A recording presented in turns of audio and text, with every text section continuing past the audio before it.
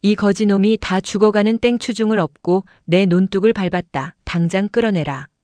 저작거리를 떠돌던 거지 소년의 등에는 몽둥이에 찢긴 장삼 자락 사이로 피멍이 번진 늙은 승려가 축 늘어져 있었습니다.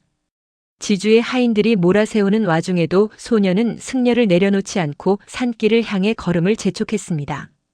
그날 밤 소년은 온몸을 녹여주고 마지막 남은 주먹밥을 승려의 입에 넣어주었습니다.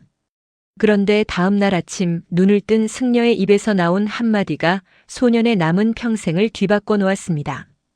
구독과 좋아요는 더 좋은 이야기를 만드는 힘이 됩니다. 그럼 지금부터 이 이야기를 시작해 보겠습니다. 옛날 옛적 경상도 어느 산골 고을에 들쇠라는 15살 소년이 살고 있었습니다. 살고 있었다기보다는 떠돌고 있었다는 말이 더 맞았습니다. 들쇠에게는 집이 없었습니다. 논밭도 없었습니다. 성씨조차 변변히 불러줄 사람이 없었습니다. 있는 것이라고는 다 해진 저고리 한 벌과 몸져 놓은 어머니 우금뿐이었습니다. 겨울이면 매서운 문틈으로 바람이 사정없이 파고들었습니다. 여름이면 지붕 새는 빗물을 바가지로 받아야 했습니다.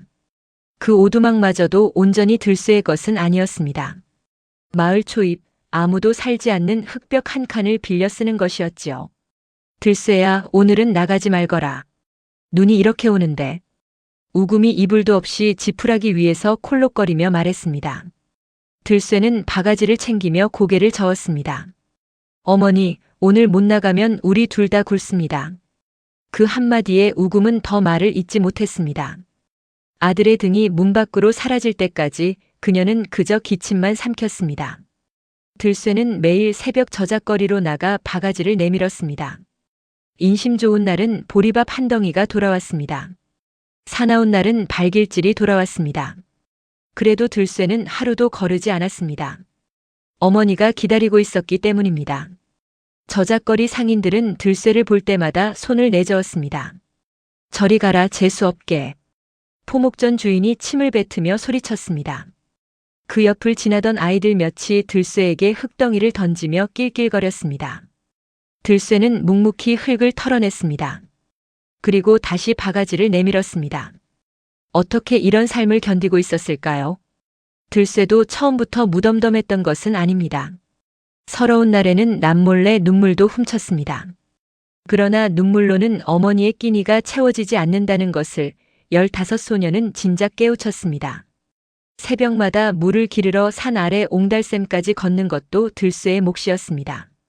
살얼음이 낀 물동이를 지고 오르내리다 보면 손끝이 갈라져 피가 배어났습니다. 그래도 들쇠는 내색하지 않았습니다. 어머니가 알면 또 마음 아파할 것이기 때문이었습니다. 그런 들쇠에게도 낙이 하나 있었습니다. 저작거리 어귀에 앉아 지나가는 사람들의 이야기를 엿듣는 일이었습니다. 장사치들의 흥정소리, 안악들의 수다, 가끔 지나가는 도사나 중들의 알 수 없는 말들. 그 소리들을 듣고 있노라면 배고픔도 잠시 잊을 수 있었습니다. 그날도 들쇠는 바가지를 옆에 끼고 담벼락에 기대 앉아 있었습니다. 반나절이 지나도록 쌀 한 톨 얻지 못한 채였습니다. 이복의 거지아이. 개서 뭘 하는가? 지나가던 박물장수 노인이 물었습니다. 들쇠는 배에서 나는 소리를 애써 감추며 대답했습니다. 그냥 앉아 있습니다. 쯧쯧, 어미는 어떤가? 아직도 몸져 누워 있는가? 들쇠는 고개만 끄덕였습니다. 노인은 혀를 차더니 품에서 엽전 한 잎을 꺼내 던져주었습니다. 옛다. 어미 죽이라도 한 그릇 끓여드려라. 들쇠는 몇 번이고 고개를 숙였습니다. 그 엽전 한 잎이 그날 하루 들쇠가 얻은 전부였습니다. 돌아서는 길 국밥집 앞을 지날 때였습니다. 뜨거운 김이 피어오르는 가마솥 냄새에 들쇠의 배속이 요동쳤습니다. 주인 안악이 눈치를 채고는 국자를 든 채 눈을 흘겼습니다. 여기서 얼쩡대지 말고 썩 가거라. 재수온 붙는다. 들쇠는 아무 말 없이 발걸음을 돌렸습니다. 이런 냉대가 하루 이틀 일이 아니었으니까요. 그래도 발걸음만은 무겁지 않았습니다. 손에 쥔 엽전 한 잎이 오늘 저녁 어머니의 미음이 되어줄 것이었습니다. 저작거리 끝자락에는 약초를 파는 노파의 좌판이 있었습니다. 들쇠는 걸음을 멈추고 한참을 서성였습니다. 노파가 그런 들쇠를 알아보고 먼저 말을 걸었습니다. 매일 여기서 기웃대더니 오늘은 아예 눌러앉을 참이냐? 할머니 저 기침에 좋은 약초는 얼마나 합니까? 그건 왜 묻느냐? 어머니가 겨우내 기침이 낫질 않으셔서요. 노파는 들쇠에 다 해진 소매와 갈라진 손끝을 가만히 훑어보았습니다. 그러고는 말없이 마른 도라지 몇 부리를 종이에 싸서 내밀었습니다. 값은 됐다. 대신 다음에 크거든 이 늙은이 물이나 한 지게 길어다오. 이렇게 그냥 받을 수는. 어허 잔말 말고 받아라. 해지기 전에 얼른 가거라. 들쇠는 도라지 뭉치를 품에 꼭 안았습니다. 목이 메어 아무 말도 나오지 않았습니다. 세상 인심이 다 매몰찬 것만은 아니었습니다. 그 사실 하나가 온몸을 조금은 녹여주었습니다. 해가 뉘엿뉘엿 넘어갈 무렵 들쇠는 서둘러 오두막으로 걸음을 옮겼습니다. 찬바람이 옷깃을 파고들었지만 손에 쥔 엽전 한 잎이 그나마 마음을 데워주었습니다. 집으로 돌아온 들쇠는 우금 곁에 앉아 미음을 끓여 먹였습니다. 우금은 힘겹게 숟갈을 받아 삼키며 아들의 얼굴을 오래도록 바라보았습니다. 들쇠야. 예, 어머니. 내가 예전에 내가 태어나기도 전에 어느 떠돌이 스님 한 분을 만난 적이 있다. 들쇠는 미음 그릇을 내려놓았습니다. 어머니가 옛 이야기를 꺼내는 일은 드물었습니다. 주막 처마 밑에서 비를 피하고 계시더구나. 내가 밥 한 술을 나눠드렸더니 그 스님이 이런 말을 하시더구나. 우금은 잠시 숨을 골랐습니다. 기침이 목까지 차올랐지만 애써 참아냈습니다. 땅의 기운은 마음을 알아보는 법이다.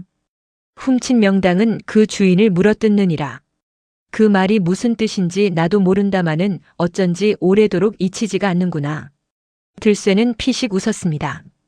어머니, 우리한테는 명당이고 뭐고 다 소용없는 얘기입니다.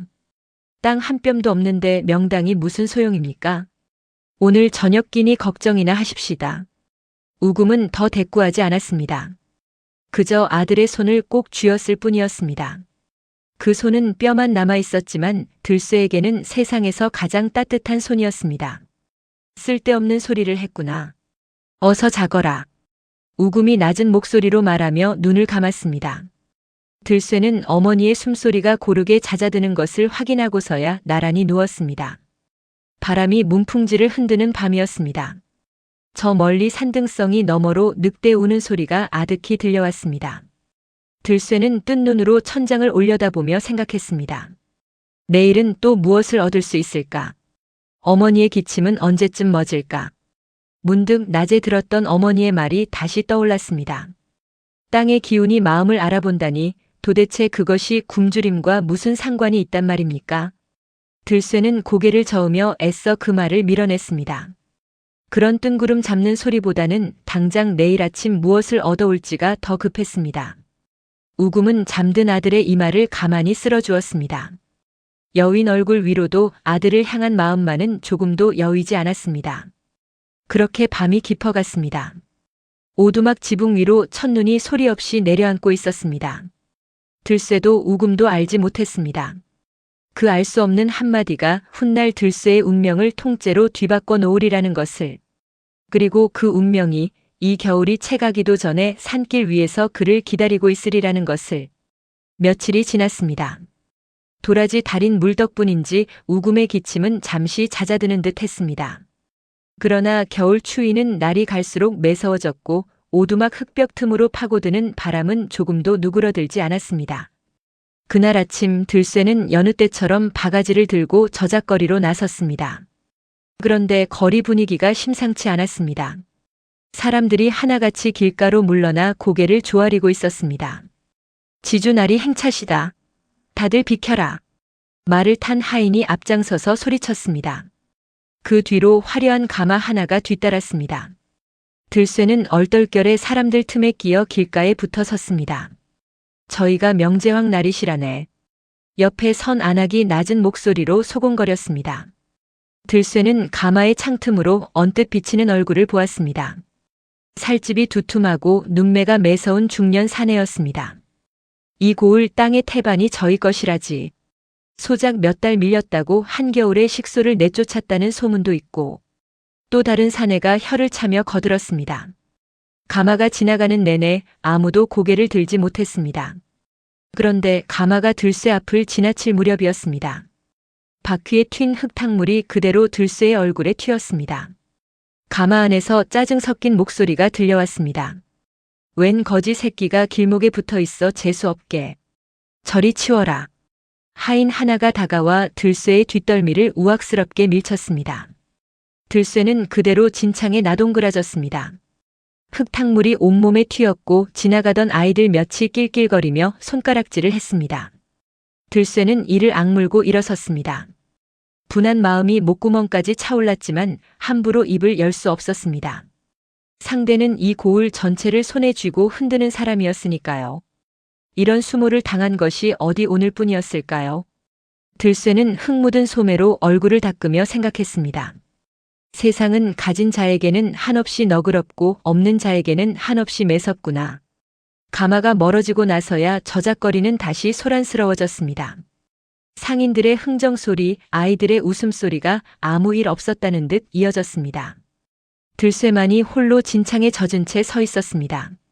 멀지 않은 곳에서 또 다른 소란이 일었습니다. 늙은 부부가 세간살이 몇 가지를 이고 진 채 길바닥에 주저앉아 있었습니다. 지준의 마름이 그 앞에 버티고 서서 삿대질을 하고 있었습니다. 소장료 2달 밀렸으면 진작 나갔어야지 어딜 아직도 눌러 앉아 있어. 날이 며칠만 더 말미를 주십시오. 이 엄동설 안에 어디로 가란 말입니까? 늙은이가 마름의 바짓가랑이를 붙잡고 애원했습니다. 마름은 그 손을 매몰차게 뿌리쳤습니다. 그런 사정 봐주다간 나까지 경을 친다. 어서 비켜. 지켜보던 사람들 중 누구도 선뜻 나서지 못했습니다. 들쇠도 마찬가지였습니다. 저 늙은 부부의 처지가 언젠가 자신과 어머니의 처지가 될지도 모른다는 생각에 등골이 서늘해질 뿐이었습니다. 저것 보게. 제황날이 땅에 걸렸다 하면 저 꼴 나는 거야.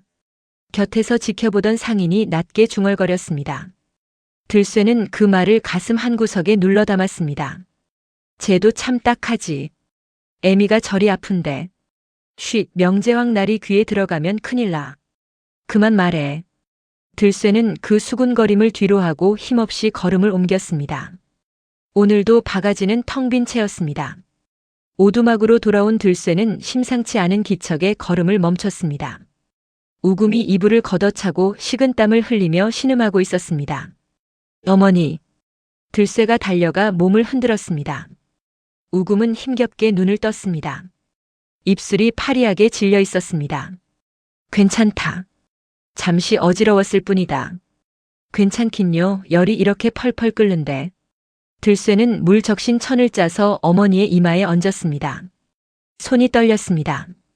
도라지 물로 잠시 나아지는 듯 했던 기침이 오늘은 유독 심상치 않았습니다. 들쇠야. 예, 말씀 마시고 쉬세요. 내 걱정은 말고. 내 살 길을 도모해야 한다. 들쇠는 고개를 세차게 저었습니다. 그런 말씀 마세요. 제가 어떻게든 약을 구해오겠습니다. 그러나 약값이 문제였습니다. 오늘 얻은 것이라고는 흙탕물 뿐이었으니까요. 들쇠는 어머니의 손을 꼭 쥔 채 밤이 깊도록 그 곁을 떠나지 못했습니다. 한밤중 우금이 잠깐 잠에서 깨어 힘겹게 입을 열었습니다. 들쇠야, 아까 낮에 지주날이 행차 때문에 봉변을 당했다지. 마을 사람이 지나가며 하는 말을 들었다. 별일 아니었습니다. 어머니는 그런 걱정 마시고 어서 주무세요. 내 아들이 남의 흙탕물이나 뒤집어 쓰고 사는 것이 어찌 별일이 아니겠느냐. 우금의 목소리에는 서름이 짙게 배어 있었습니다. 들쇠는 애써 웃어 보였습니다. 어머니, 저는 정말 괜찮습니다. 흙탕물 좀 뒤집어 쓴 게 뭐 대수입니까? 어머니만 얼른 나으시면 그걸로 됐습니다. 우금은 더 말을 잇지 못하고 그저 아들의 손등을 가만히 쓰다듬었습니다. 방 안에는 화로의 잔불만이 희미하게 타오르고 있었고 창밖에서는 밤새 잦아들지 않는 겨울바람 소리가 나직이 이어졌습니다. 이튿날 새벽 들쇠는 땔감이라도 해다 팔요량으로 산 어귀로 향했습니다. 저작거리에서 더는 동냥할 염치도 기력도 남아있지 않았습니다. 산길 초입에서 나무꾼 노인을 만났습니다. 노인은 지게를 진 채 쉬고 있다가 들쇠를 알아보고는 혀를 찼습니다. 이 추운 날 산에는 웬일이냐? 땔감이라도 해다 팔아야 해서요. 어머니가 편찮으신데 약값이 없습니다. 노인은 잠시 말이 없다가 낮은 목소리로 말했습니다. 조심해라.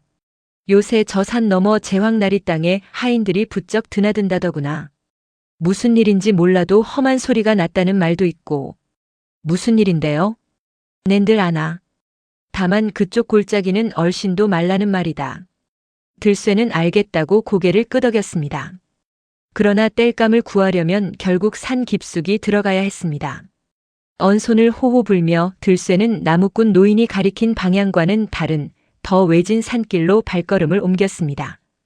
마른 나뭇가지를 주우며 오르다 보니 어느새 해가 중천을 넘어가고 있었습니다. 지게에 얹힌 나무단은 아직도 헐거웠습니다. 뱃속에서는 꼬르륵 소리가 쉼없이 났습니다. 이대로 얼마나 더 버틸 수 있을까요? 들쇠는 문득 그런 생각이 들었습니다. 어머니의 약값도 오늘 저녁 끼니도 무엇 하나 손에 잡히는 것이 없었습니다. 산 중턱에 이르자 인적이 뚝 끊겼습니다. 바람 소리만이 마른 나뭇가지 사이를 스치고 지나갔습니다. 저 멀리 골짜기 아래로 낯선 담장이 보였습니다. 필시 나무꾼 노인이 말한 제황나리의 땅인 듯 했습니다. 들쇠는 그쪽을 피해 반대편 능선으로 방향을 틀었습니다. 발밑에서 마른 낙엽이 바스러지는 소리가 유난히 크게 울렸습니다. 그때 저 멀리 능선 너머에서 무언가 둔탁하게 부딪히는 소리와 함께 희미한 신음소리가 바람을 타고 들려왔습니다.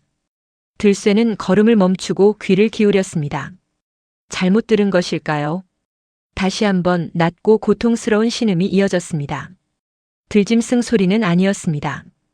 분명 사람의 소리였습니다.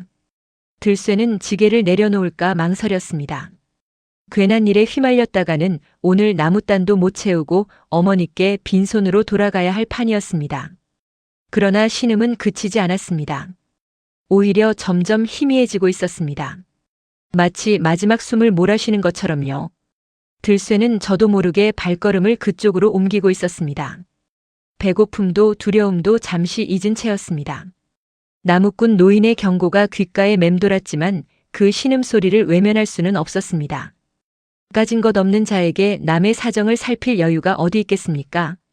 그러나 들쇠는 알고 있었습니다. 굶주림에 지친 자신을 냉대하지 않은 이가 몇이나 되었는지를. 박물장수 노인의 엽전 한 입, 약초 노파의 도라지 한 뭉치. 그 작은 온정들이 들쇠의 발걸음을 붙잡고 있었습니다. 그날은 몰랐습니다. 그 발걸음이 그를 어디로 이끌게 될지를. 산등성이 너머로 잿빛 구름이 낮게 깔리고 있었습니다. 신음 소리를 따라 걸음을 옮기던 들쇠는 마침내 능선 아래 후미진 골짜기에서 그 소리의 주인을 찾아냈습니다. 낡은 잿빛 장삼을 걸친 늙은 승려였습니다. 얼굴은 이미 핏기를 잃었고 찢긴 장삼 자락 사이로 몽둥이에 맞은 자국이 시퍼렇게 부풀어 있었습니다. 눈밭 위로 번진 핏자국이 얼마나 오래 그곳에 쓰러져 있었는지를 말해주고 있었습니다. 여보세요. 정신 차리세요. 들쇠가 다가가 어깨를 흔들었습니다. 승려의 눈꺼풀이 파르르 떨리더니 힘겹게 열렸습니다. 물. 들쇠는 허리춤에 매단 물통을 급히 꺼내 승려의 입가에 흘려 넣었습니다. 승려는 면모금을 겨우 삼키고는 다시 정신을 잃었습니다. 그때 저 멀리서 사내들의 목소리가 들려왔습니다. 그 중놈 아직 안 되졌나 확인하고 오라 하셨다. 이쪽이었지? 들쇠는 심장이 덜컥 내려앉았습니다. 제황나리의 하인들이었습니다. 이 승려를 이 지경으로 만든 자들이 다시 돌아오고 있는 것이었습니다. 여기서 붙잡히면 어떻게 될까요? 거지 주제에 지주 나리의 일에 끼어들었다는 이유만으로도 들쇠는 목숨을 부지하기 어려울 것이었습니다. 그러나 이대로 승려를 두고 도망친다면 저 사내들이 돌아와 마저 숨통을 끊어놓을 것이 뻔했습니다. 들쇠는 이를 악물었습니다. 지게에 쌓아둔 나무단을 미련 없이 쏟아버리고 승려를 그 위에 눕혔습니다. 생각보다 가벼운 몸이었습니다. 오랜 고행으로 살이 다 마른 탓이었습니다. 조금만 참으세요. 조금만. 들쇠는 승려를 업은 채 반대편 산길로 미친 듯이 내달렸습니다. 등 뒤로 하인들의 목소리가 점점 가까워지는 듯 했습니다. 발밑에 눈이 미끄러웠지만 들쇠는 멈추지 않았습니다. 이 거지놈이 다 죽어가는 땡추중을 업고 내 논뚝을 밟았다. 당장 끌어내라. 한 하인이 마침내 들쇠를 발견하고 소리쳤습니다. 그러나 이미 들쇠는 지주의 땅 경계를 벗어나 험한 산길로 접어든 뒤였습니다. 말을 탄 하인들이 쫓아오기 힘든 좁고 가파른 길이었습니다. 게 섞어라. 그 중놈 내려놓고 가면 목숨은 살려주마. 들쇠는 뒤도 돌아보지 않았습니다. 숨이 턱까지 차올랐지만 다리는 멈추지 않았습니다. 어느새 하인들의 목소리는 산속 나무들 사이로 점점 멀어져 갔습니다. 해가 완전히 저물 무렵에야 들쇠는 겨우 오두막에 다다랐습니다. 문을 열고 들어서는 아들의 등에 낯선 노인이 엎여 있는 것을 본 우금은 화들짝 놀랐습니다. 이게 대체 무슨 일이냐? 어머니, 설명은 나중에 드릴게요. 지금은 이분부터 눕혀야 합니다. 들쇠는 승려를 자리에 눕히고 젖은 옷을 벗겨 마른 천으로 몸을 닦았습니다. 우금은 놀란 가슴을 진정시키며 아들을 도왔습니다. 제황나리댁 하인들이 이 스님을 이 지경으로 만들어 놓고 죽게 내버려 두려 했어요. 차마 그냥 지나칠 수가 없었습니다. 우금의 얼굴이 하얗게 질렸습니다. 들쇠야, 그게 얼마나 위험한 일인지 아느냐. 지주날이 눈밖에 나면 우리 같은 것들은 이 마을에서 살아남지 못한다. 알아요. 그래도 사람이 죽어가는데 어떻게 그냥 지나칩니까? 우금은 아들의 얼굴을 한참 바라보았습니다. 두려움과 대견함이 뒤섞인 눈빛이었습니다. 그러다 결국 한숨을 내쉬며 고개를 끄덕였습니다. 내 아비도 그런 사람이었다. 알겠다. 대신 오늘 밤은 아무도 모르게 조용히 해야 한다. 그날 밤 오두막 안은 팽팽한 긴장으로 가득했습니다. 혹시라도 하인들이 마을까지 뒤쫓아올까 들쇠는 몇 번이고 문틈으로 바깥을 살폈습니다. 다행히 인기척은 없었습니다. 들쇠는 하나 남은 이불을 승려에게 덮어주고 자신의 몸으로 언손발을 감싸 녹였습니다. 그리고 품속에 아껴두었던 마지막 주먹밥을 꺼내 승려의 입가에 조금씩 흘려 넣었습니다. 살아나셔야 합니다. 부디. 밤이 깊도록 승려는 깨어나지 못했습니다. 들쇠는 뜬 눈으로 밤을 지새우며 그 곁을 지켰습니다. 뱃속은 텅 비어 있었지만 이상하게도 허기가 느껴지지 않았습니다. 무엇이 들쇠를 이토록 움직이게 했을까요? 그저 낯선 이의 신음소리를 외면할 수 없어서였을까요? 아니면 자신이 받아온 작은 온정들을 이제는 자신이 갚아야 할 차례라 여겼기 때문일까요? 들쇠 자신도 명확히 알지 못했습니다. 다만 그 순간 몸이 먼저 움직였을 뿐이었습니다. 새벽 어스름이 문풍지에 스며들 무렵 승려의 숨소리가 조금씩 안정을 찾아갔습니다. 그리고 마침내 감겨있던 눈이 서서히 열렸습니다. 그게 뉘신가? 쉰 목소리였지만 또렷했습니다. 들쇠는 반가움에 눈시울이 뜨거워졌습니다. 정신이 드셨습니까? 저는 들쇠라고 합니다. 어제 산에서 스님을 발견하고 업어왔습니다. 승려는 천천히 몸을 일으키려다 신음을 흘리며 다시 누웠습니다. 그러고는 들쇠의 얼굴을 한참 동안 응시했습니다. 마치 무언가를 가늠하는 듯한 눈빛이었습니다. 나를 살리려고 지주의 땅을 가로질러 왔단 말이냐? 네. 그냥 두면 돌아가실 것 같아서요. 승려는 마른 기침을 몇 번 하더니 희미하게 웃었습니다. 묵담은 힘겹게 손을 들어 자신의 가슴께를 짚었습니다. 하인들에게 맞은 상처가 아직도 욱신거리는 듯 미간이 살짝 찌푸려졌습니다. 그러나 이내 표정을 가다듬고 다시 들쇠를 바라보았습니다. 소승은 묵담이라 하네. 이 은혜 잊지 않겠네. 들쇠는 그저 고개를 저었습니다. 은혜라니요. 사람이 사람을 도운 것뿐입니다. 허허. 그 말 한마디가 자네가 어떤 사람인지 다 말해주는구먼. 묵담은 그렇게 말하고는 지친 듯 다시 눈을 감았습니다. 그러나 그 얼굴에는 옅은 안도의 빛이 감돌고 있었습니다. 들쇠는 그제야 참았던 숨을 길게 내쉬었습니다. 밤새 지새운 몸이 천근만근이었지만 마음 한구석은 이상하리만치 가벼웠습니다. 그러나 안심할 틈도 없이 밖에서 인기척이 들렸습니다. 계신가? 어젯밤 이 근처에서 소란스러운 소리가 났다던데. 이웃에 사는 안악의 목소리였습니다. 들쇠는 화들짝 놀라 묵담의 몸 위로 이불을 끌어 덮었습니다. 우금이 재빨리 문 앞으로 나섰습니다. 아이고, 아무 일도 없었네. 우리 들쇠가 산에서 발을 헛디뎌 다쳐서 밤새 앓는 소리를 낸 것뿐이라네. 그런가? 하긴 요새 제황나리 댁에서 사람을 풀어 산을 뒤진다는 소문이 있어서 다친 중을 봤다는 사람이 있나 하고 물어보고 다니는 모양이더라고. 들쇠의 심장이 쿵 내려앉았습니다. 문틈으로 새어드는 안악의 말 한마디 한마디가 칼날처럼 날카롭게 느껴졌습니다. 그런 일 없었네. 어서 가보시게. 우리도 정신이 없어서. 우금이 서둘러 문을 닫았습니다. 안악의 발소리가 멀어지고 나서야 오두막 안에는 다시 정적이 감돌았습니다. 들쇠와 우금은 서로의 얼굴을 마주 보았습니다. 둘 다 말은 하지 않았지만 같은 생각을 하고 있었습니다. 이 일이 알려지면 세 사람 모두 무사하지 못하리라는 것을요. 들쇠야, 정말 괜찮겠느냐? 지금이라도 늦지 않았다. 스님을 다른 곳으로. 우금이 조심스레 입을 열었습니다. 그러나 들쇠는 단호히 고개를 저었습니다. 이 몸으로 어디를 가시겠습니까? 조금만 더 회복하시면 그때 생각해도 늦지 않습니다. 위험한 일이야. 알고 있습니다. 그래도 이제 와서 내치면 저는 평생 제 자신을 용서하지 못할 것 같습니다. 우금은 더 말리지 않았습니다. 대신 아들의 어깨를 가만히 다독여 주었을 뿐이었습니다. 그날부터 들쇠는 낮에는 여느 때처럼 저작거리로 나가 태연히 동냥을 하고 밤이면 돌아와 묵담을 돌보는 이중의 나날을 보내기 시작했습니다. 힘들었지만 이상하게도 마음만은 흔들리지 않았습니다. 무언가 옳은 일을 하고 있다는 확신이 굶주림도 두려움도 이겨내게 했습니다. 이 늙은 승려와의 인연이 자신의 남은 평생을 뒤바꿔 놓으리라는 것을 들쇠는 아직 알지 못했습니다. 그로부터 보름이 지났습니다. 묵담의 몸은 조금씩 회복되어 갔습니다. 처음에는 물 한 모금 삼키기도 버거워하던 노승이 이제는 지팡이를 짚고 마당까지 걸어 나올 수 있게 되었습니다. 오늘은 여기까지만 걷겠네. 아직 다리에 힘이 덜 들어가는구먼.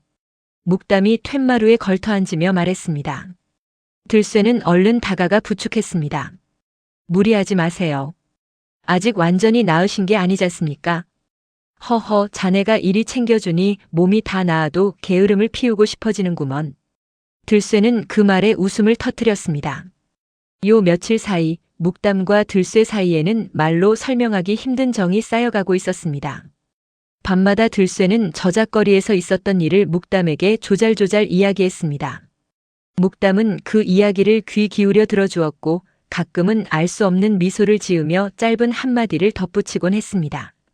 사람 마음도 땅과 같아서 함부로 짓밟으면 척박해지고 정성으로 돌보면 무엇이든 품어내는 법이라네. 스님은 참 이상한 말씀을 많이 하십니다. 땅 얘기, 마음 얘기. 들쇠가 고개를 갸웃거리며 말하자 묵담은 그저 웃기만 했습니다. 그러던 어느 날 들쇠가 나무찜을 지고 돌아오는 길에 묵담이 마당에 나와 흙바닥을 뚫어져라 들여다보고 있는 모습을 보았습니다. 스님, 거기서 뭘 그리 보고 계십니까? 이리 와보게. 여기 이 흙빛이 보이는가? 들쇠는 지게를 내려놓고 쪼그려 앉았습니다. 그저 평범한 흙으로만 보였습니다. 그냥 흙 같은데요. 허허, 그렇게 보이겠지. 하지만 이 흙은 물기를 머금고도 무르지 않아. 뿌리가 깊이 내리기 좋은 땅이라는 뜻이지. 저 산자락을 보게. 나무들이 저리 곧고 빽빽하게 자란 것도 다 이유가 있는 법이라네.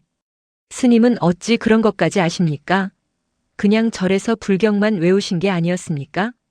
묵담의 눈빛이 잠시 아득해졌습니다. 한때는 이런 것들을 업으로 삼았던 적이 있었네. 아주 오래전 일이지만. 업으로요? 그게 무슨 일인데요? 묵담은 대답 대신 지팡이 끝으로 흙바닥에 산과 물의 형상을 슥슥 그려 보였습니다. 산이 이렇게 흐르고 물이 이렇게 감아 돈다면 그 안에 사람이 살 자리가 생기는 법이라네. 좋은 자리도 있고 나쁜 자리도 있지. 다만 묵담은 말을 멈추고 지팡이로 그린 그림을 지워버렸습니다. 다만 그 이야기는 나중에 하세. 오늘은 여기까지만 하지. 들쇠는 아쉬운 눈치였지만 더 캐묻지 않았습니다. 묵담에게는 함부로 건드릴 수 없는 사연이 있어 보였습니다. 우금도 곁에서 그 모습을 지켜보다 조심스레 물었습니다. 스님, 이런 것들을 알아 무엇에 쓰려고 저희 아이에게 가르치십니까? 묵담은 잠시 생각에 잠기더니 대답했습니다. 땅을 아는 눈은 쓰일 날이 반드시 오는 법입니다. 당장은 배를 채우는데 소용없어 보여도 언젠가는 이 아이를 지켜줄 것입니다. 그리 말씀하시니 든든합니다마는 저희 같은 처지의 땅이라니 아직은 먼 이야기 같습니다. 부인, 세상 일은 한치 앞을 모르는 법입니다. 지금 이 아이의 마음 씀씀이를 보십시오. 이런 마음을 가진 사람에게는 언젠가 그에 걸맞은 자리가 찾아오게 마련입니다. 우금은 그 말에 아들을 가만히 바라보았습니다. 헐벗고 굶주렸어도 마음만은 누구보다 넉넉한 아들이었습니다. 그 순간만큼은 앞날에 대한 막연한 두려움도 조금은 옅어지는 듯 했습니다. 그날 이후로 묵담은 몸이 회복될수록 조금씩 들쇠에게 이런저런 것들을 가르쳐주기 시작했습니다. 처음에는 산세를 보는 법, 물길이 흐르는 방향을 살피는 법 같은 것들이었습니다. 들쇠는 배움이 더뎌 자주 엉뚱한 답을 내놓았습니다. 스님, 이 산은 호랑이가 웅크린 모양이라 하셨죠? 저는 아무리 봐도 그냥 두꺼비 같은데요. 어허, 이 녀석 눈썰미하고는. 저기 능선이 앞발이고 저 봉우리가 등어리 아닌가. 두꺼비 등어리 아닙니까? 묵담은 어이없다는 듯 껄껄 웃었습니다. 며칠 만에 처음 듣는 시원한 웃음소리였습니다. 자네는 참 이상한 재주가 있어. 사람 마음을 웃게 만드는 재주 말일세. 그런 재주로는 배가 안 부르던데요. 들쇠가 능청스레 대꾸하자 묵담은 또 한 번 크게 웃었습니다. 오두막 안에는 오랜만에 웃음소리가 끊이지 않았습니다. 우금도 그 모습을 보며 옅은 미소를 지었습니다. 하루는 들쇠가 배운 것을 시험해 보겠다며 오두막 뒤편 자투리 땅을 가리켰습니다. 스님, 여기다 물을 심으면 잘 자라겠습니까? 제가 한번 봐보겠습니다. 들쇠는 묵담이 가르쳐준 대로 흙빛을 살피고 산자락의 기울기를 가늠하는 신용을 했습니다. 그러고는 자신만만하게 고개를 끄덕였습니다. 이쪽은 볕도 잘 들고 물도 안 고이고 아주 명당입니다. 명당. 묵담이 슬며시 다가와 그 땅을 살펴보더니 웃음을 참지 못했습니다. 이 녀석아, 여기는 뒷간 옆이 아니냐? 예? 냄새는 안 맡아봤는가? 들쇠는 그제야 코를 킁킁거리다 얼굴이 새빨개졌습니다. 묵담은 배를 잡고 웃었습니다. 하하! 눈으로만 보고 코는 쓸 줄 모르니 아직 멀었네. 아직 멀었어. 스님도 참 진작 말씀해 주시지 않고요. 들쇠가 볼멘 소리를 하자 묵담은 눈물까지 훔치며 웃음을 그치지 못했습니다. 마당을 지나던 우금도 그 모습을 보고는 오랜만에 소리내어 웃었습니다. 오두막 담장 너머로 그 웃음소리가 새어나갈 정도였습니다. 땅을 보는 것은 눈만으로 되는 일이 아니야. 코로 냄새를 맡고 발로 밟아보고 손으로 흙을 쥐어봐야 하는 법이라네. 급하게 서두르면 뒷간 옆을 명당이라 우기게 되는 거야. 명심하겠습니다, 스님. 들쇠는 겸연쩍게 웃으며 흙 묻은 손을 털었습니다. 그날 저녁 세 사람은 뒷간 옆 명당 이야기를 두고두고 우스갯소리로 삼았습니다. 넉넉지 않은 살림 속에서도 그렇게 웃을 수 있는 저녁이 하루하루 쌓여갔습니다. 저녁이 되면 셋은 화롯불 앞에 둘러앉아 하루를 마무리했습니다. 넉넉지 않은 살림이었지만 묵담이 온 이후로 오두막에는 전에 없던 온기가 감돌았습니다. 들쇠는 그것이 무엇 때문인지 정확히 알지 못했지만 굶주림 속에서도 마음만은 든든해지는 것을 느꼈습니다. 들쇠야. 어느 밤 묵담이 불쑥 이름을 불렀습니다. 예, 스님. 자네가 나를 업고 그 산길을 뛰던 순간 나는 정신이 혼미한 와중에도 한 가지는 똑똑히 느꼈다네. 무엇을요? 땅에 좋고 나쁨을 아무리 잘 짚어낸들 그 땅에 자네 같은 마음을 품은 사람이 없다면 다 소용없는 일이라는 것을 말이야. 들쇠는 문득 어머니가 들려주었던 그 이상한 말이 떠올랐습니다. 땅의 기운은 마음을 알아본다던 그 알쏭달쏭한 한마디가요. 스님, 그 말씀. 예전에 어머니께서도 비슷한 말씀을 하신 적이 있습니다. 묵담의 눈이 살짝 커졌습니다. 그래? 어떤 말씀이셨는가? 땅의 기운은 마음을 알아보는 법이다. 훔친 명당은 그 주인을 물어뜯느니라. 라고요. 예전에 어느 떠돌이 스님께 들으셨다던데. 묵담은 한동안 말이 없었습니다. 화롯불이 타닥타닥 소리를 내며 타올랐습니다. 세상은 참 좁구먼. 묵담이 나지막이 중얼거렸습니다. 들쇠는 그 말의 의미를 헤아리지 못한 채 그저 스승의 옆얼굴을 바라볼 뿐이었습니다. 스님, 궁금한 게 있습니다. 말해보게. 그 스님이, 어머니께 그 말을 하셨다는 스님이 혹시 스님이셨습니까? 묵담은 대답 대신 희미하게 웃기만 했습니다. 그 웃음이 긍정인지 부정인지 들쇠는 알 길이 없었습니다. 세상일이란 게 원래 그렇게 얽히고 설키는 법이라네. 언젠가는 자네도 알게 될 걸세. 다만 지금은 아니야. 또 나중에 하자는 말씀이시군요. 허허, 이 녀석이 제법 눈치가 늘었구먼. 들쇠는 더 캐묻지 않았습니다. 묵담의 눈빛 속에 담긴 깊은 사연을 언젠가는 알게 될 것이라는 예감이 들었을 뿐이었습니다. 화롯불이 사그라들 때까지 세 사람은 말없이 그 온기를 나누어 쬐었습니다. 봄 기운이 완연해질 무렵 묵담의 몸은 몰라보게 회복되었습니다. 지팡이 없이도 마당을 거닐 수 있게 되었고 기침도 거의 잦아들었습니다. 우금의 기침만은 여전히 완전히 낫지 않았지만 겨울보다는 한결 나아 보였습니다. 들쇠야, 오늘은 나와 함께 갈 곳이 있네. 이른 아침 묵담이 지팡이를 짚으며 말했습니다. 들쇠는 의아한 얼굴로 물었습니다. 어디를요? 아직 먼 길은 무리이실 텐데요. 오늘만큼은 괜찮네. 자네에게 꼭 보여주고 싶은 것이 있어서 그러네. 들쇠는 우금에게 인사를 하고 묵담을 따라 나섰습니다. 두 사람은 저작거리와는 반대 방향, 인적 드문 산길로 발걸음을 옮겼습니다. 묵담의 걸음은 느렸지만 흔들림이 없었습니다. 스님, 힘드시면 제가 업어드릴까요? 허허, 이제는 자네 등에 신세 지지 않아도 되네. 다만 길을 좀 알려줘야겠구먼. 묵담은 지팡이 끝으로 길을 짚어가며 앞장섰습니다. 마치 몸이 아니라 마음으로 길을 기억하고 있는 듯한 걸음이었습니다. 반나절을 걸어 도착한 곳은 작은 봉우리 3개가 병풍처럼 둘러싼 아늑한 골짜기였습니다. 계곡물이 완만하게 굽이 돌며 흘렀고 양지바른 언덕에는 이미 진달래가 붉게 피어 있었습니다. 여기가 어디입니까? 들쇠가 감탄하며 물었습니다. 묵담은 지팡이를 짚고 서서 오랫동안 그 풍경을 바라보았습니다. 이곳이 내가 자네에게 보여주고 싶었던 곳이라네.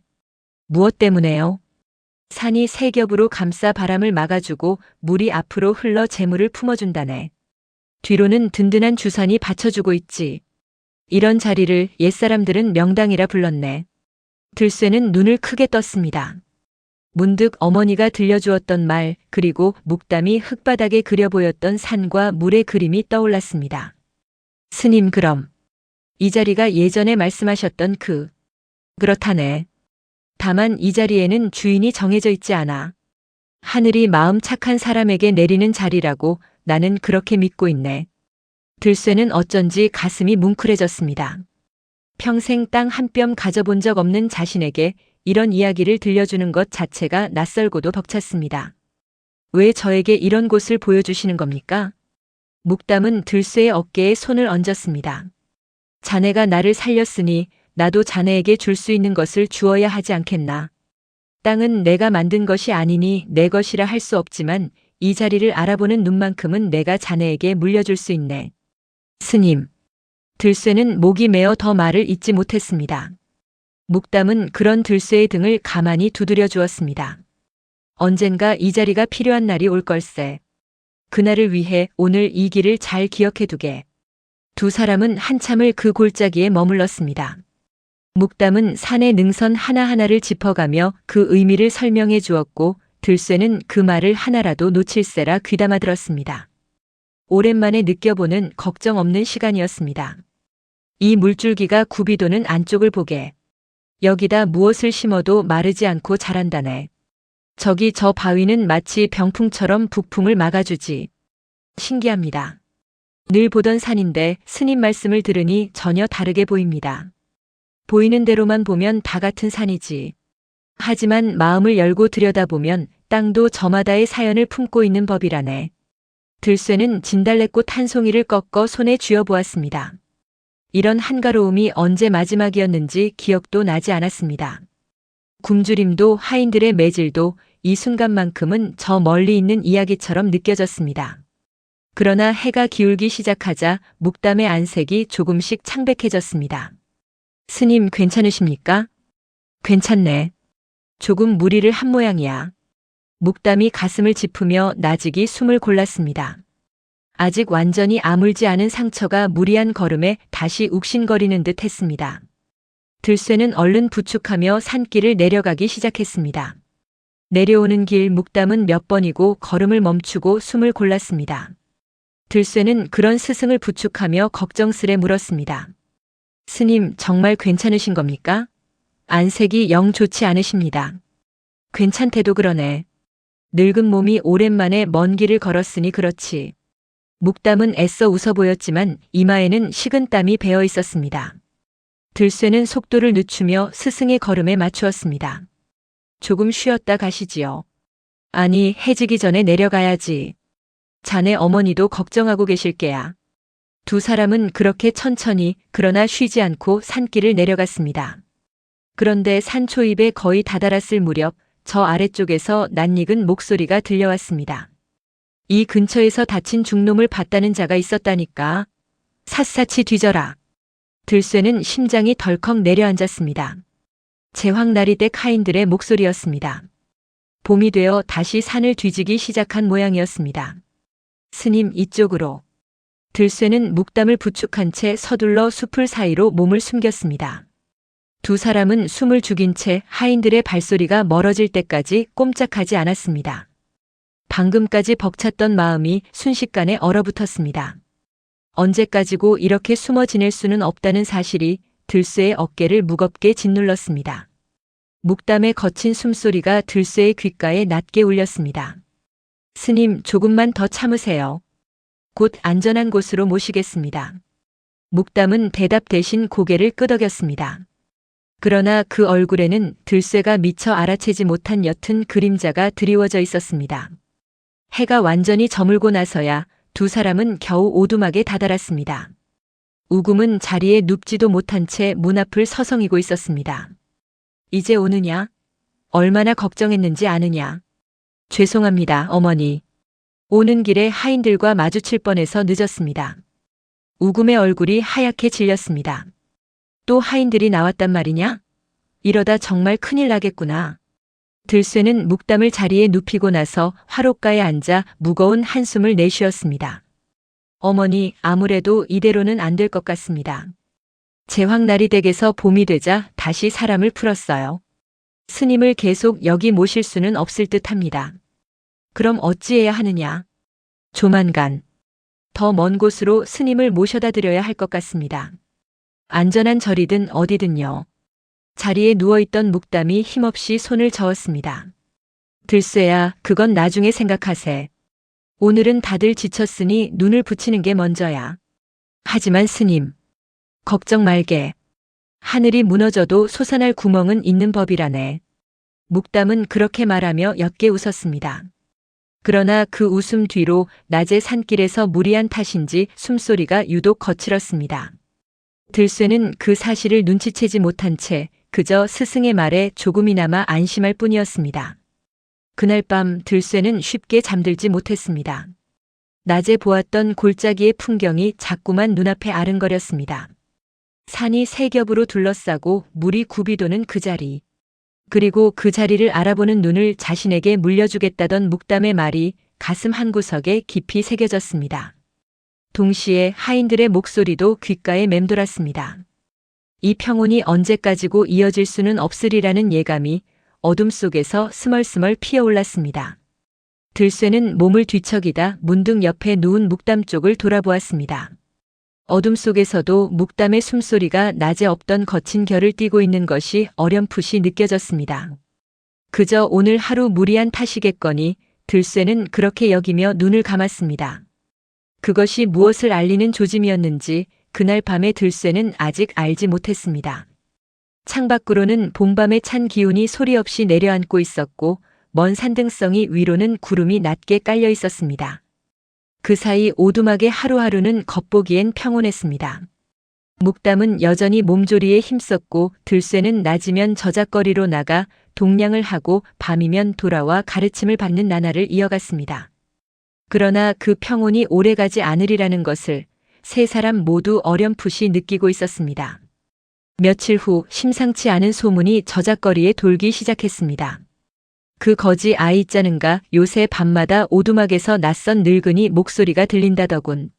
그러고 보니 저번에 지주 나리땡 마름이 그 근처를 캐묻고 다니지 않았나?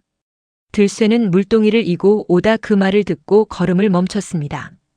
심장이 철렁 내려앉았습니다. 서둘러 오두막으로 발걸음을 재촉했지만 이미 늦은 뒤였습니다. 오두막 앞에는 지주댁 하인 서넛이 험악한 얼굴로 서 있었습니다. 그 뒤로 낯익은 가마 하나가 조용히 다가와 멈춰 섰습니다. 이 집이다. 다친 중놈을 숨겨주고 있다는 곳이. 하인 우두머리가 문을 걷어차며 소리쳤습니다. 문짝이 힘없이 부서지며 안쪽으로 나동그라졌습니다. 어머니. 들쇠가 달려 들어가려 했지만 하인 하나가 앞을 가로막았습니다. 안에서는 우금의 비명소리가 터져 나왔습니다. 이건 알아. 우리 집에 무슨 짓이냐? 들쇠는 필사적으로 하인을 밀치고 안으로 뛰어들었습니다. 방 안에는 하인들에게 끌려 나오는 묵담과 그 앞을 막아서다 밀쳐진 우금이 바닥에 쓰러져 있었습니다. 어머니. 들쇠가 우금을 부축해 일으키는 사이 가마에서 내린 명제왕이 천천히 마당으로 들어섰습니다. 봄볕 아래 그의 얼굴이 유독 창백하고 싸늘해 보였습니다. 오랜만이구먼 묵담. 제왕이 나직이 말했습니다. 묵담은 하인들에게 붙들린 채 제왕을 똑바로 마주 보았습니다. 나를 아시오? 모를 리가 있나. 15년 전 내 아버님 묘자리를 보고 흉지라 떠들고 다닌 그 중놈을. 들쇠는 그 말에 온몸이 굳었습니다. 묵담과 제왕 사이에 오래된 악연이 있었다는 사실을 그제야 알게 되었습니다. 그때 내가 얼마나 우스운 꼴이 됐는지 아는가? 문중 어른들 앞에서 자네가 그 자리를 흉지라 단언하는 바람에 나는 몇 년을 웃음거리로 지냈네. 결국 다른 곳에 아버님을 모셨지만 그 뒤로 집안의 우환이 끊이질 않았어. 나는 본대로 말했을 뿐이요. 그 자리는 실로 좋지 못한 자리였소. 닥쳐라. 제왕의 목소리가 마당을 쩌렁쩌렁 울렸습니다. 내가 자네를 그때 죽이지 않은 것을 후회하고 있었는데 이번 겨울 마침 내 땅에서 얼쩡대는 걸 보고 옳거니 했지. 그런데 이 거지놈이 끼어들어 이를 이 지경으로 만들 줄이야. 제왕의 시선이 들쇠에게 향했습니다. 그 눈빛에는 경멸과 분노가 뒤섞여 있었습니다. 감히 내 하인들 눈을 피해 이중을 빼돌려? 내깟 거지놈이 무슨 배짱으로. 그저 죽어가는 사람을 살렸을 뿐입니다. 들쇠가 떨리는 목소리로 답했습니다. 제왕은 코웃음을 쳤습니다. 살리고 말고는 내 알 바 아니다. 다만 내 명을 거역한 죄는 물어야겠지. 제왕이 손짓하자 하인들이 묵담을 거칠게 끌고 가려 했습니다. 우금이 그 앞을 다시 막아섰습니다. 제발, 제발 이 노인만은 살려주십시오. 이미 다 죽어가는 몸입니다. 무슨 힘이 있다고. 비켜라. 하인이 우금을 밀쳤습니다. 우금은 힘없이 바닥에 쓰러지며 품에 안고 있던 무언가를 놓쳤습니다. 낡고 색바랜 헝겊 조각이 흙바닥에 떨어졌습니다. 어머니. 들쇠가 달려가 어머니를 안아 일으켰습니다. 우금은 다급히 그 헝겊 조각을 다시 품에 챙겨 넣었습니다. 괜찮다. 괜찮아. 그 짧은 순간에도 우금은 그 헝겊 조각을 무엇보다 소중히 감쌌습니다. 들쇠는 그것이 무엇인지 미처 물을 겨를도 없었습니다. 이런 거지 소굴에서 이러쿵저러쿵 할 시간 없다. 제왕이 차갑게 말을 끊었습니다. 이중은 내가 데려가겠다. 그리고 내 놈들 오늘부로 이 마을에서 발붙일 생각 마라. 이 오두막도 내 땅이었다는 걸 잊었나 보구나. 들쇠는 온몸에 힘이 빠지는 것을 느꼈습니다. 살던 곳마저 빼앗기게 생긴 것이었습니다. 그러나 그보다 더 두려운 것은 묵담이 다시 저 제왕의 손에 끌려간다는 사실이었습니다. 나리 제발. 닥치라 하지 않았느냐. 바로 그때였습니다. 묵담이 하인들의 손을 뿌리치고 마지막 힘을 짜내 곧게 섰습니다. 제황, 그대가 나를 벌하고 싶다면 그리하시게. 다만 저 아이와 어미에게는 아무 잘못이 없네. 죽어가는 사람을 구한 것이 죄라면 그 죄는 오롯이 내 것이지. 죽어가는 놈이 아직도 입은 살아있구먼. 묵담은 제황을 똑바로 응시하며 나직이 말을 이었습니다. 제황, 그대가 진정 두려워하는 것이 무엇인지 아는가? 흉지의 아버님을 모셨다는 소문이 아니라 그대 스스로도 알고 있는 그 자리의 기운이었을 걸세. 사람은 자기 마음속 진실을 가장 두려워하는 법이거든. 제황의 얼굴이 순간 일그러졌습니다. 그러나 이내 표정을 감추고 매섭게 소리쳤습니다. 여봐라, 이 중놈을 당장 끌고 가라. 반항하면 매우 쳐도 좋다. 하인들이 묵담을 거칠게 끌고 갔습니다. 들쇠는 뒤쫓으려 했지만 다른 하인들에게 가로막혔습니다. 스님, 스님. 들쇠의 외침이 허공에 흩어졌습니다. 제황의 무리가 산모퉁이 너머로 사라질 때까지 들쇠는 그 자리에 못 박힌 듯 서 있을 수밖에 없었습니다. 그날 저녁 부서진 오두막 안에서 들쇠와 우금은 서로를 부둥켜 안은 채 말을 잃었습니다. 집도 스승도 한꺼번에 빼앗긴 밤이었습니다. 이튿날 새벽 마을 어귀에서 한 아이가 숨을 헐떡이며 달려와 들쇠를 찾았습니다. 들쇠 형, 저기, 저 산 밑에 어젯밤 제황 나리댁에서 끌려갔던 노스님이 쓰러져 계세요. 들쇠는 그 말을 듣자마자 정신없이 달려나갔습니다. 산 밑 자갈밭에 묵담이 힘없이 누워 있었습니다. 밤새 매질과 추위를 견디다 못해 몸이 이미 싸늘하게 식어가고 있었습니다. 스님, 정신 차리세요, 스님. 들쇠가 부르짖으며 묵담을 끌어안았습니다. 묵담의 눈이 아주 천천히 힘겹게 열렸습니다. 들쇠구나. 예, 접니다. 조금만 버티세요. 제가 업고 가겠습니다. 묵담은 희미하게 고개를 저었습니다. 이제 됐네. 자네가 옆에 있어주니 그것으로 됐어. 그런 말씀 마세요. 들쇠의 눈에서 굵은 눈물이 떨어졌습니다. 묵담은 마른 손을 들어 들쇠의 뺨을 어루만졌습니다. 들쇠야, 명심하게. 땅보다 마음이 명당인 사람이 있다는 것을. 자네가 바로 그런 사람이야. 스님, 그 골짜기를 잊지 말게. 그리고 언젠가 그 자리에 서게 되거든. 묵담의 목소리가 점점 가늘어졌습니다. 훔친 명당은 그 주인을 물어뜯는다는 것을 잊지 말게. 그것이 묵담의 마지막 말이었습니다. 들쇠의 품 안에서 묵담은 조용히 숨을 거두었습니다. 봄 햇살이 무심하게 두 사람을 비추고 있었습니다. 들쇠는 한참을 그 자리에서 움직이지 못했습니다. 세상이 통째로 무너져 내리는 듯한 절망이 15 소년의 어깨를 짓눌렀습니다. 먼저 간 아버지도 이제 스승도 가진 것이라고는 처음부터 없었지만 그나마 마음을 나눌 사람 하나를 또 이렇게 잃고 말았습니다.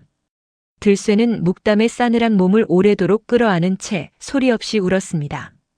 산새 한 마리가 놀란 듯 푸드득 날아올랐다가 다시 정막이 내려앉았습니다. 한참 만에야 들쇠는 겨우 몸을 일으켰습니다. 묵담을 이대로 둘 수는 없었습니다. 눈물을 닦아낼 새도 없이 들쇠는 스승의 몸을 등에 업었습니다. 살아있을 때보다 더 가벼워진 그 무게가 오히려 더 무겁게 느껴졌습니다. 들쇠는 묵담을 등에 업은 채 무너진 오두막으로 돌아왔습니다. 우금은 아들의 등에 업힌 스승을 보자마자 그 자리에 주저앉아 오열했습니다. 스님, 스님, 어찌 이런 일이. 들쇠는 아무 말도 하지 못했습니다. 그저 묵담을 조심스레 눕히고 그 옆에 무릎을 꿇고 앉을 뿐이었습니다. 들쇠야, 스님께서 뭐라 마지막 말씀을 하시더냐? 들쇠는 목이 메어 한참을 대답하지 못했습니다. 겨우 입을 열었습니다. 땅보다 마음이 명당인 사람이 있다고. 제가 그런 사람이라고 하셨습니다. 그리고 훔친 명당은 그 주인을 물어뜯는다는 것을 잊지 말라고 하셨습니다. 우금의 눈에서 눈물이 하염없이 흘렀습니다.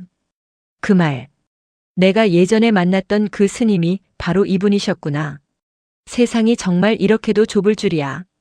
두 사람은 밤새 묵담의 곁을 지켰습니다. 지붕 절반이 부서진 오두막 틈으로 별빛이 스며들었습니다.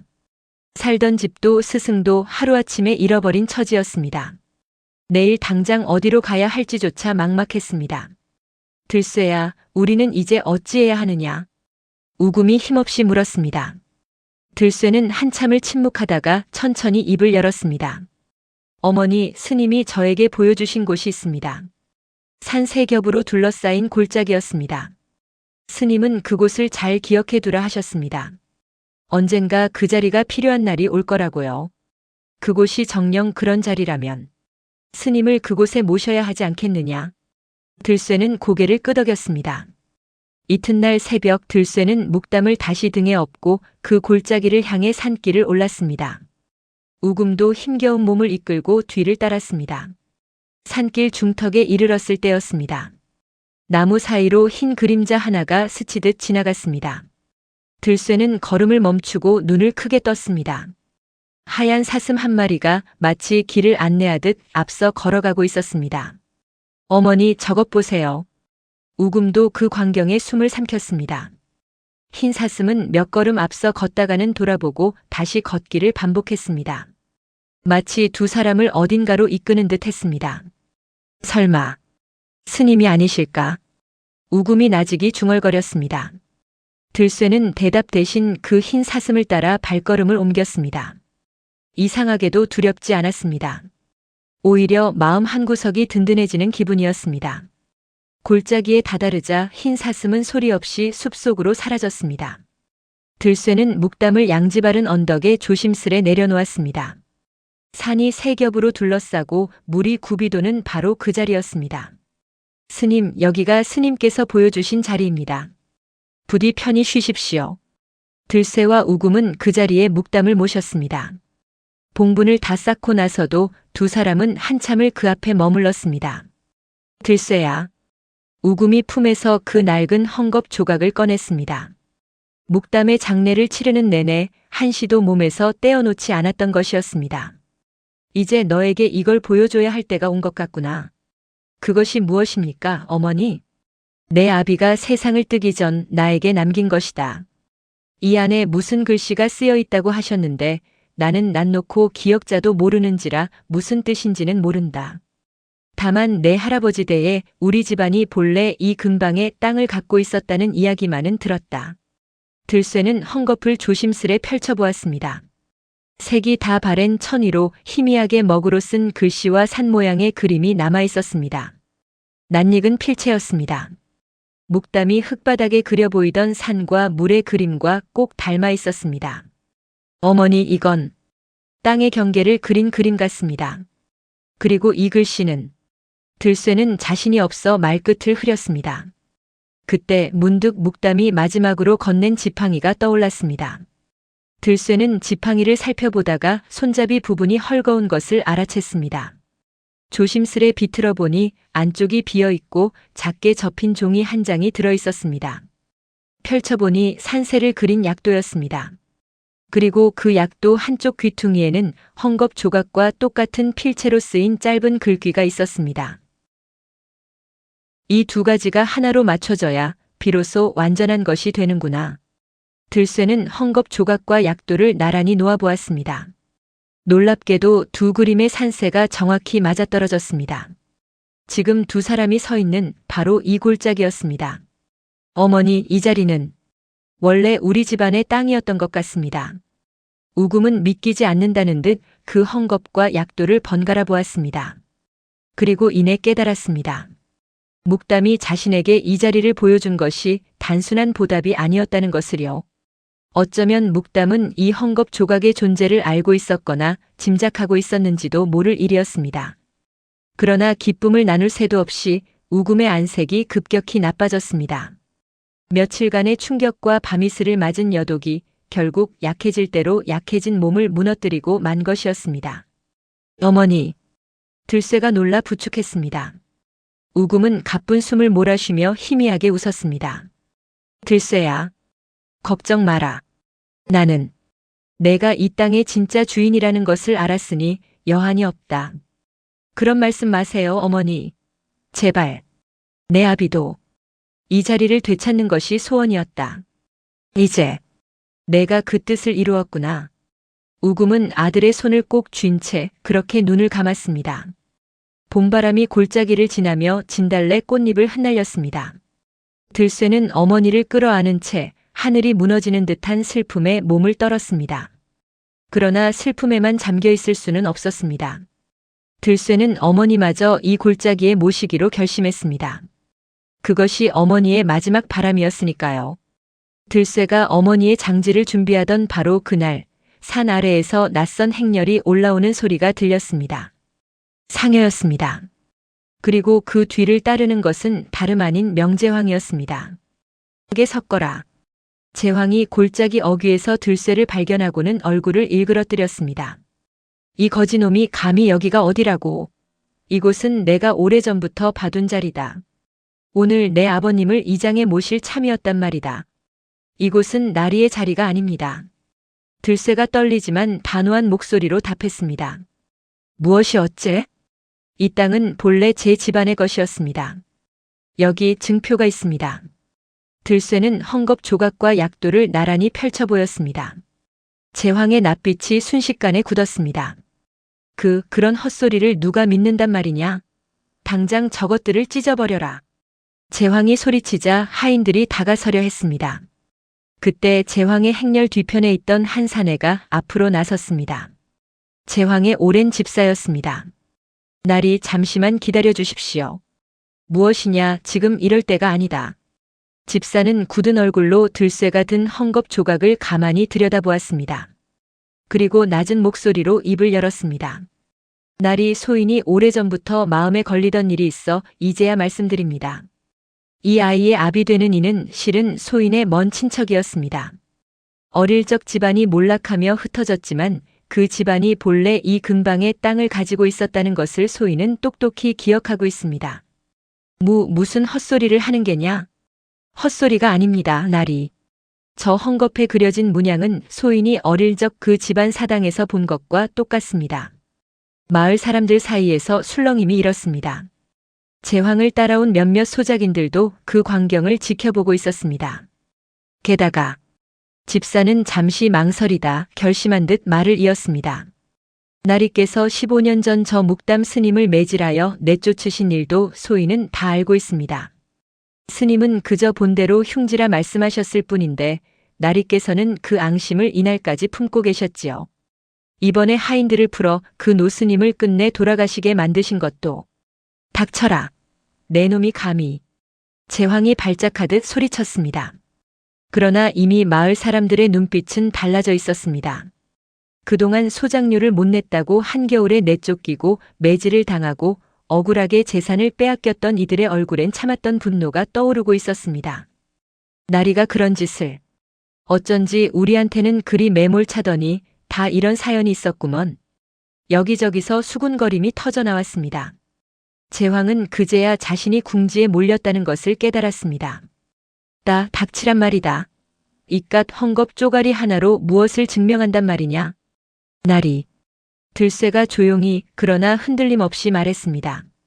저는 이 땅을 두고 나리와 다투고 싶지 않았습니다. 다만 어머니를 모실 곳이 필요했을 뿐입니다. 나리께서 진작 순리대로 대해주셨다면 이런 자리까지 오지도 않았을 것입니다. 제황은 이를 갈았지만 더 이상 할 말이 없었습니다. 소작인들의 원성과 집사의 증언, 그리고 헝겊과 약도가 맞춰낸 확실한 증표 앞에서 그의 위세는 순식간에 무너져 내렸습니다. 그날 이후 제황의 부정한 행실이 하나둘 관아에 알려지기 시작했습니다. 처음 입을 연 것은 그날 골짜기에 함께 있던 소작인들이었습니다. 나도 할 말이 있습니다요.